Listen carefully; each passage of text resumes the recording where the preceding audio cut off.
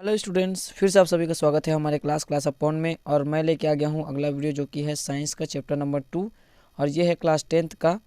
तो मैं chapter number first लेके नहीं आया हूँ क्योंकि मैं ऐसे चैप्टर्स को पहले सिलेक्ट कर रहा हूँ जो आगे की कक्षाओं में आपके काम आएंगे। तो यहाँ पे तो अम्ल, क्षार एवं लवण, जिसको इंग्लिश में बोलते हैं एसिड, बेस एंड सॉल्ट्स। तो यहाँ पे हम जानेंगे कि अम्ल, क्षारक और लवण क्या है। तो हम लोग अपने दैनिक जीवन में ऐसे बहुत सारे एग्जांपल्स दे सकते हैं जिनमें अम्ल, क्षार और लवण के एग्जाम्पल आपको दिखाई देंगे। तो जानते हैं कि अम्ल, क्षार कहाँ कहाँ बिखरे पड़े हैं, यानी कहाँ कहाँ हमको दिखाई देते हैं। जैसे कि इमली में होता है अम्ल, टार्टरिक अम्ल, सेब में मैलिक अम्ल, सिरका में एसिटिक अम्ल और टमाटर में ऑक्जेलिक अम्ल, जिसका यूज़ हम लोग अपने दैनिक जीवन में करते हैं। वैसे ही प्राकृतिक स्रोत यानी कि चूना, कैल्शियम हाइड्रोक्साइड, खाने का सोडा यूज़ करते हैं हम लोग, सोडियम हाइड्रोजन कार्बोनेट बोलते हैं जिसी को, ये क्षारक हैं। प्रति अम्ल मैग्नीशियम हाइड्रोक्साइड, कपड़े धोने का सोडा, सोडियम कार्बोनेट। इसके अतिरिक्त कुछ अन्य खनिज और अकार्बनिक अम्ल जैसे कि नाइट्रिक अम्ल, सल्फ्यूरिक अम्ल और हाइड्रोक्लोरिक अम्ल, HNO3 नाइट्रिक अम्ल को कहते हैं, H2SO4 सल्फ्यूरिक अम्ल को कहते हैं, हाइड्रोक्लोरिक अम्ल HCl को कहते हैं। तो ये तीनों प्रबल अम्ल है जिसका उपयोग आप ऑर्गेनिक केमिस्ट्री में नाइट्रीकरण, सल्फ्यूरिकरण और हेलोजनीकरण के लिए उपयोग करेंगे।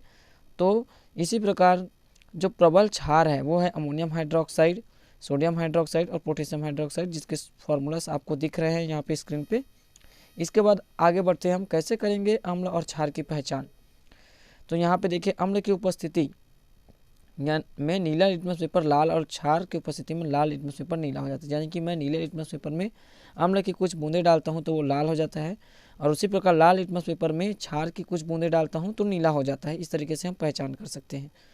विलयन की प्रकृति की जांच करने के लिए कुछ पदार्थों का उपयोग किया जाता है जिन्हें ही हम क्या कहते हैं, सूचक कहते हैं। सूचक के रूप में इस लिटमस पेपर को भी हम कह सकते हैं। इसके अलावा कुछ और सूचक भी है जैसे कि गुड़हल, लाल पत्ता गोभी के रस, हल्दी आदि का उपयोग अम्ल क्षार सूचक के रूप में किया जाता है। ये प्राकृतिक सूचक है। तो एक क्रियाकलाप है यहाँ पे, कांच की 3 स्लाइड लीजिए। पहली स्लाइड पर ड्रॉपर की सहायता से अलग अलग स्थानों पर 3 बूंदें फिनोल्फ्थालीन की डालें। इस प्रकार दूसरी साइड पर मेथिल ऑरेंज तथा तीसरी साइड पर गुड़हल और लाल गुलाब के फूल के रस को अलग अलग स्थानों पर डालिए और उस पर धीरे धीरे से तनु सल्फ्यूरिक अम्ल डालिए। एक बूंद पर, दूसरे बूंद पर सोडियम हाइड्रोक्साइड विलयन डालिए और तीसरे बूंद को वैसे ही रहने दीजिए और इसका क्या कीजिए, परीक्षण कीजिए कि क्या क्या चेंजेस आता है। तो ये प्रैक्टिकल आपके करने के लिए है, बस जानकारी के लिए, ये पिछली कक्षा में आपने पढ़ लिया है। तो इसके बाद जैसे कि आगे बढ़ते हैं, तो ऐसे व्यक्ति जो देख ना पाए, इसका क्वेश्चन भी दिया हुआ है आगे, वो अम्ल और क्षार की पहचान कैसे करेगा? तो गंध से करता है। वो अम्ल और क्षार के साथ अपनी गंध में परिवर्तन द्वारा सूचना देता है। ये ऐसे सूचकों को गंधीय सूचक कहते हैं। फिर इसके बाद देखिए, एक और क्रियाकलाप है, प्याज को काट कर सफ़ेद कागज पर रगड़ें। इस कागज के 3 टुकड़े लें, तीनों टुकड़ों पर HCl सोडियम हाइड्रोक्साइड डालें और एक को वैसे ही रहने दें और उसके गंध की तुलना करके आपको पता चल जाएगा कि क्या होने वाला है। जैसे कि तनु हाइड्रोक्लोरिक अम्ल में वैनिला अपनी गंध नहीं बदलता, परंतु सोडियम हाइड्रोक्साइड में वैनिला की जो मधुर गंध होती है वो गायब हो जाती है। तो ऐसे बहुत सारे प्रयोग हैं जिनसे आप इनका पहचान कर सकते हो कि अम्ल क्या है और क्षार क्या है। तो यहाँ पे देखिए, एक क्वेश्चन मैंने बताया था कि यहाँ पे देखिए, अचार को तांबे एल्यूमिनियम के बर्तन पर क्यों नहीं रखा जाता है? क्योंकि जो अम्ल होता है वो धातु से क्रिया करके लवण बनाता है, यानी कि खाने योग्य नहीं रहता है अचार। और अचार यानी खट्टे चीज़ों का उपयोग हम लोग बर्तन साफ़ करने के लिए, जैसे इमली वगैरह का पानी में डुबो के रख के बर्तन साफ़ करने के लिए उसका उपयोग किया जाता है, जिससे बर्तन अच्छे से साफ़ हो जाता है। तो यहाँ पे देखिए, अगला तीसरा क्वेश्चन जो है, सुरेश एक दृष्टिबाधित छात्र है, किन किन सूचकों का उपयोग कर अम्ल और क्षार की पहचान कर सकता है? वो गंध सूचक का उपयोग करके अम्ल और क्षार की पहचान वो कर सकता है। फिर उसके बाद देखिए, अम्ल एवं क्षारक के रासायनिक गुणधर्म। क्या क्या अम्ल और क्षारक के रासायनिक गुणधर्म है जानते हैं। तो पहला गुणधर्म है, अम्ल क्षार धातु के साथ कैसे अभिक्रिया करता है?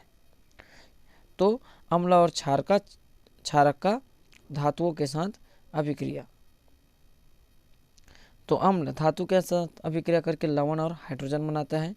यानी कि जैसे कि HCl अम्ल हो जाएगा, Zn जिंक धातु हो जाएगा, ये बनाएगा ZnCl2 जिंक क्लोराइड और हाइड्रोजन गैस, इस तरीके से। फिर देखिए यहाँ पे हम लोग NaOH की मात्रा डाल रहे हैं यहाँ पे, HCl के नहीं। तो क्या करेंगे, सोडियम हाइड्रोक्साइड डालेंगे। फिर उसके बाद देखिए यहाँ पे H2 गैस निकलने लगेगी। तो H2 गैस निकलेगी तो जलती हुई तीली जब ले जाएंगे तो और तेज़ी से वो क्या होगा, जलने लगेगा, जिससे पता चलेगा कि H2 गैस वहाँ से निकल रही है। ये हो जाएगा। फिर इसके बाद देखिए अगला है यहाँ पे सोडियम कार्बोनेट लीजिए और 2 ml तनु HCl डाल लीजिए। फिर देखिए कि क्या उसमें कुछ परिवर्तन हो रहा है।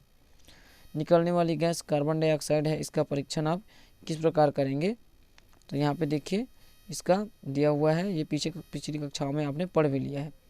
इस पर होने वाली जो अभिक्रिया है, जैसे कि Na2CO3 2 टाइम्स HCl, ये बना लेगा NaCl H2O और कार्बन डाइऑक्साइड गैस क्या हो जाएगा, वहाँ से बाहर निकलेगा।